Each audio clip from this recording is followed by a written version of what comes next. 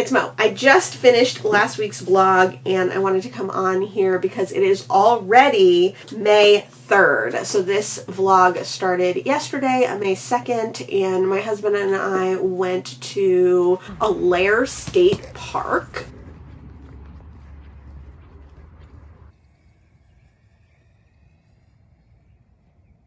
And we flew the drone a little bit, which was fun. They have like a whole toy aircraft area, which is really neat.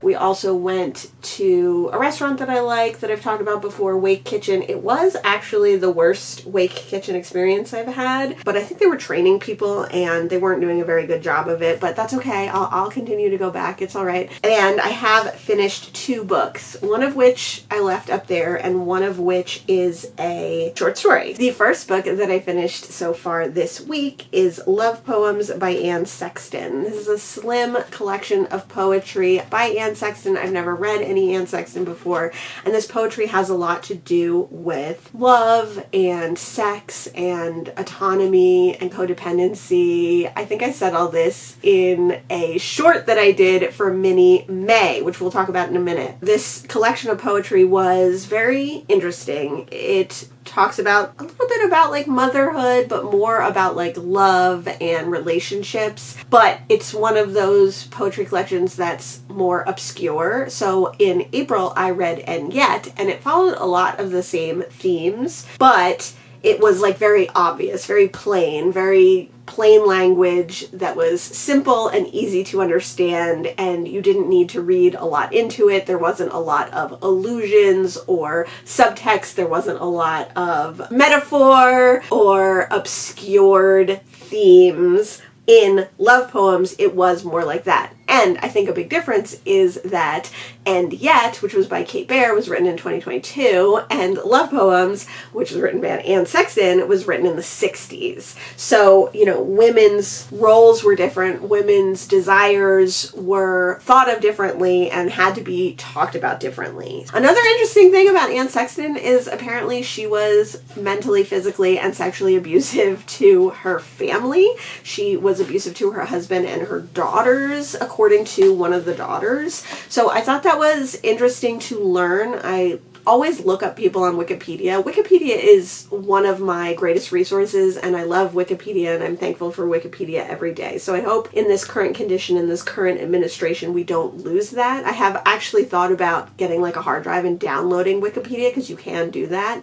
And I think that Wikipedia is one of those things that if this fascist regime and if this anti-information regime continues into the future for too much longer, is one of the things that's going to get erased, along with Internet Archive, which you can also download. So just information for you, like if you want knowledge, like Wikipedia is such a great place. Obviously it's user-based, so it's not always entirely accurate. You can check other sources as well, but I find a lot of information on there, and I always look up people and things and events on Wikipedia, and I love it so much. So I hope it doesn't go away anytime soon. So I looked up Anne Sexton, and like many of the poets of her day and a little bit earlier, she struggled with mental health a lot, and she struggled with suicide and suicidal ideation, and she was in and out of mental institutes. She struggled with postpartum depression, postpartum possibly psychosis. One of the ways that her depression manifested, I believe, according to her daughter, was abuse. So it was interesting then to think about the poems that I had read or that I was reading through that lens. I definitely think that the end of this collection I felt more connected to. I don't know if that was the headspace I was in or if it was the way that the poems progressed through time of writing them, or if I just became more accustomed to her writing style and then got more out of it. But this is definitely a collection that I will keep and I will revisit. The next book that I finished in May so far was You Better Not Pout by Mia Sosa. This is a short story that I get free with one of my subscriptions. I already talked about how I need to get rid of this subscription, but I also already talked about how I love this subscription for taste testing authors, and that's exactly what I was doing with this Christmas romance. I've never read any Mia Sosa. You know me, I'm not a big straight romance person in general, and this one was just okay. So this is a second chance romance where our main character, our heroine, is going back to her family's house for Christmas, and she's taking her now ex-fiance, and they're pretending that they are still engaged, but they're also pretending that they're still together because just a few weeks ago they broke up.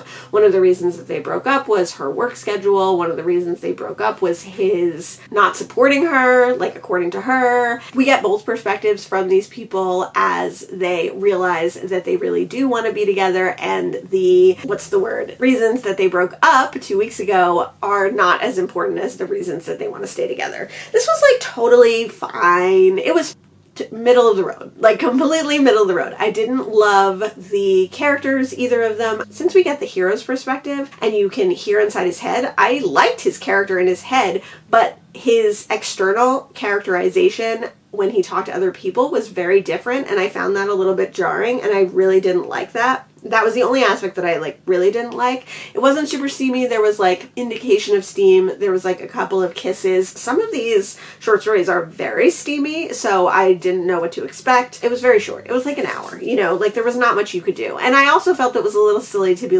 completely broken up 2 weeks ago and then get back together. It was were you even broken up? You were still living together. It was alright. But I read both those books for Mini May, which is the readathon that I started this year, and I am super excited about, actually. It was inspired by one of these weekly videos, and I mentioned it, thought about it when I was making one of these weekly videos, and then I put it into action, and I've actually posted some shorts, which I never posted before, because if I'm ever gonna post shorts, I think Mini May is the time to post shorts. But so far I've been enjoying it. I only did one batch edit of shorts, so we'll see if it lasts the whole month. I don't know. I wanted to take the opportunity to read some short books, because in April I read a lot of long books, books over 400 pages, books close to 400 pages. I always worry that I'm going to run out of short books, but I'm never going to run out of books, just in general, let alone short books, because short books are my favorite. I hope you're participating in Mini May, and I hope you're enjoying it. If you are, let me know what you're reading, and also let me know if you've ever read any Anne Sexton and what you think of her story and what you think of, I don't know, it's an interesting idea to think about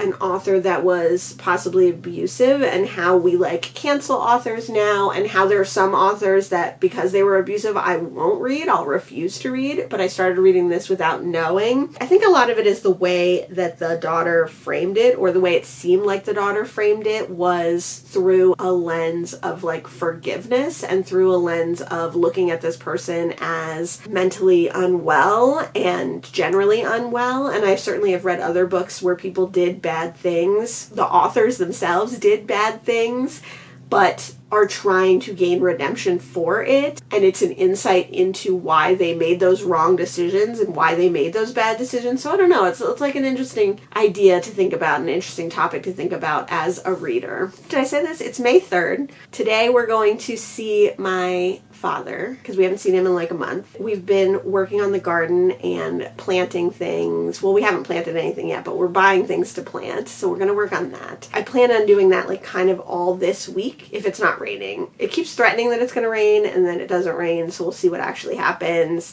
But when I read some more, or when I have something else interesting to say, I will let you know.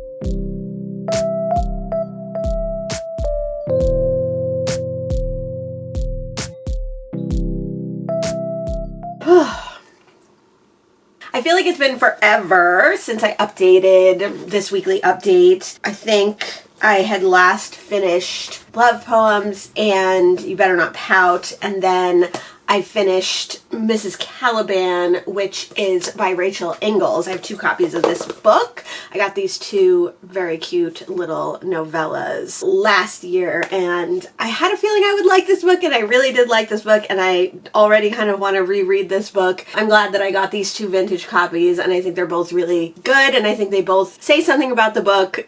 This one is a little more obvious, but this one too does say something about the book as well. Mrs. Caliban follows Dorothy Caliban, I think her last name is, who is a housewife, and she and her husband are going through a rough patch. They've lost their young son, and then Dorothy had a miscarriage right after that, and ever since then her husband's been very distant and they haven't been able to have a real marriage. Her husband's been cheating on her, she knows this, and she's very unfulfilled in her life and in everything that's going on. And to her, seemingly whenever she finds something that does help her through the grief and does help her through the loss, she loses that thing as well. So she's definitely feeling cursed. She's definitely feeling like she's never going to get back her spark and her real identity and her happiness and her joy. She hears about a escaped animal from a local research center, and this animal apparently is like a monster and a frog man.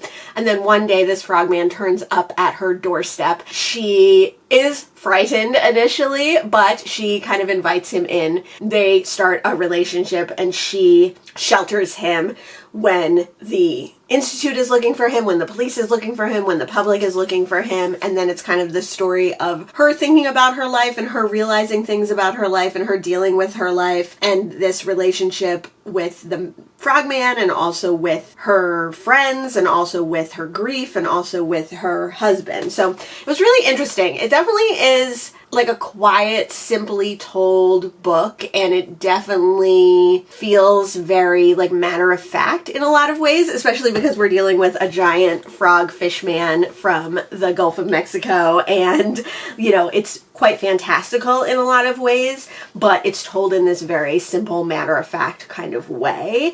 I think for that reason, the ending felt oversimplified, or I don't want to say anticlimactic, even though that's the word that comes to mind, because it wasn't really anticlimactic. There is a big climax, and there is a lot of stuff that happens at the end of this book, especially for a book that for the most part is very, you know, going along like this. There's a big thing that happens, but I felt very like lost at the end, and I feel like there was a lot of significance that I didn't really glean or understand, or a wider understanding of Dorothy and her behavior and her life and her thought process that I didn't really get necessarily. So for that reason, I would love to read it again, but this would also be a great one that I would love to discuss. So if you've read this book and you have thoughts about it, you have ideas, definitely feel free to leave them in the comment or contact me, because yeah, I just thought it was really interesting, and but I don't think I like got it necessarily. The next book that I finished in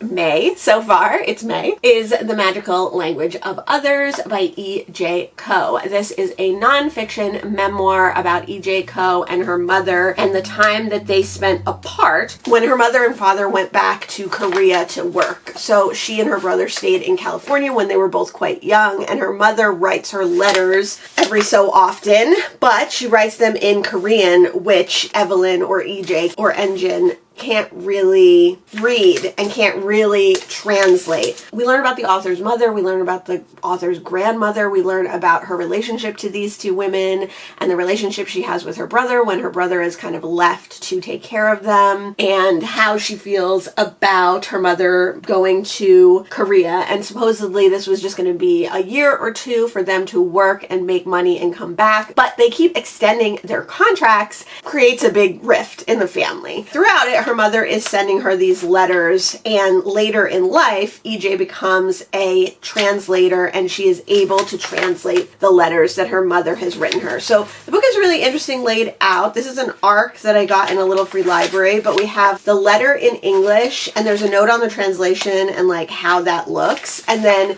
there's her mother's actual handwritten letter that she rediscovered later in life after she had become a translator when she decided to create this book. It read a lot like Korean fiction. It read a lot the way a lot of Korean fiction that I have read reads to me, which is this very even. Korean stories are often very unemotional, very detached. You're very detached from the people involved. You're very detached from the emotions that they're having. The emotions are stated, they're there, but you're not feeling them necessarily through the commentary or the thought process or the dialogue of the character. So it was really interesting because there were times when I like almost forgot I was reading a nonfiction. And then I think EJ's journey through not understanding and not connecting with her heritage and her language, and then how she becomes later in life a translator and connects more deeply with the language, which helps her connect with her mother and with other people and with her cultural heritage. And then there's a lot of talk of like suicidal ideation and depression, because EJ does go through a lot of anxiety and a lot of depression. I really like this one. I definitely will be rereading it, I think. I read this one on audio, and luckily I had the physical copy to look through, but it might be interesting to read this one physically as well. It's very short, under 200 pages, and a lot of it is remembered dialogue. We have the epistolary aspect, and then it's told like kind of in vignettes as well. So yeah, I really like this one. Beautiful cover too. I love this arc. And I like that this book counts as a memoir, a nonfiction, an epistolary book, a collection of letters, a translated work. Like, very interesting to combine all those different things. The last book that I've read so far this week is Peter Pan in Kensington Garden. And I read this one specifically because look how tiny it is. And it's mini May, because we have Shorty September and then we have Novella November, but we need a mini readathon so that we can catch up on our reading goals, so that we can read off of our TBR, so that we can read short books. And this is like the tiniest tiny book I have. Look at it compared to a mass market paperback. It's so little. I have read Peter Pan by M.J. Barrie before, a long time ago, and I remember really liking it because it was very different. I also remember it being pretty racist, pretty shocking in the British Anglophile kind of way that some of those things are, like some Agatha Christie, like some Golden Age mysteries, and even things like Jeeves and Wooster. Like, it's very much of its time, but it's very different than the Peter Pan that we've all kind of been raised with in America at this time. So the Disney version and the different stage play versions that exist. Peter Pan in Kensington Garden, I think, came out second. Like, I think Peter Pan was mentioned in another story by M.J. Barrie, and then this came out, and then Peter Pan and Wendy. I'm not entirely sure of the chronology of it, but I have read Peter Pan. I don't know if that's Peter Pan and Wendy or just Peter Pan. I thought it was interesting. I thought this was interesting. I actually read it on audio, and I read a version that had this and Peter Pan and Wendy. The version that I read on audio was actually a little bit longer than this. This is like, I don't know, 60 pages, but it's like teeny tiny, 54 pages, but it's very, very small. Ooh. So I was happy to have this to like look at and reference back while I was listening to it on audio, but I was also happy to read the little bit of extended audio because I think it made a more well-rounded book than this one would have been as I like leafed through this one and read along in some places. I did enjoy it, and I'm contemplating, because I have the holdout from Hoopla, if I should just reread Peter Pan as well. I have another tiny book. I have this short story / novella by Roald Dahl. I'm also reading so many things. I'm reading a poetry collection by Michael Ondaatje. I'm reading 666 by Jay Anson. I'm reading A High Wind in Jamaica by Richard by Richard Hughes. That is like a young adult, middle grade English book as well. And it reminded me, Peter Pan Kensington reminded me of it, like the high adventure kind of young adult style of books written in the early 1900s in England. And then I am also reading The Wedding by Dorothy West. I've kind of put that one on hold. I don't know why. I feel like that's one of those books that I feel like something bad is going to happen and I don't want to read the bad thing that's going to happen. And then I just started yesterday A Palm for Mrs. Polifax, which is the 4th in the Mrs. Polifax series by Dorothy Gilman. And I love these books so much, so I'm super happy to read those. It is Thursday, May 7th. I have to put my April wrap-up out because I haven't put that out. So I'm going to try and work on that today. I'm going to try and do work. I have to go to my office job because I didn't go on Tuesday. And then tomorrow I'm going to the doctor with my mom. So similar to the last time that I took my mom to the doctor, I'm going to stop the vlog here and I will probably start the vlog up again next week on Saturday. I don't know whether it's better to have the weekend be at the beginning of the vlog or at the end of the vlog. I'm also doing shorts for Mini May, which have been really fun and interesting. They're not doing well, which makes sense to me because I don't like shorts that much and I don't watch shorts that much. It's good practice, and I was talking to my husband yesterday about vlogging. It gave me some ideas. It helped me to talk through my thoughts. This is the first week of May still, so I read 5 books. I read 5 books so far, all mini books for Mini May. Let me know if you've read any of the books that I mentioned here. Let me know what you thought of them. Thanks so much for joining me today, and I'll see you in the next one. Bye!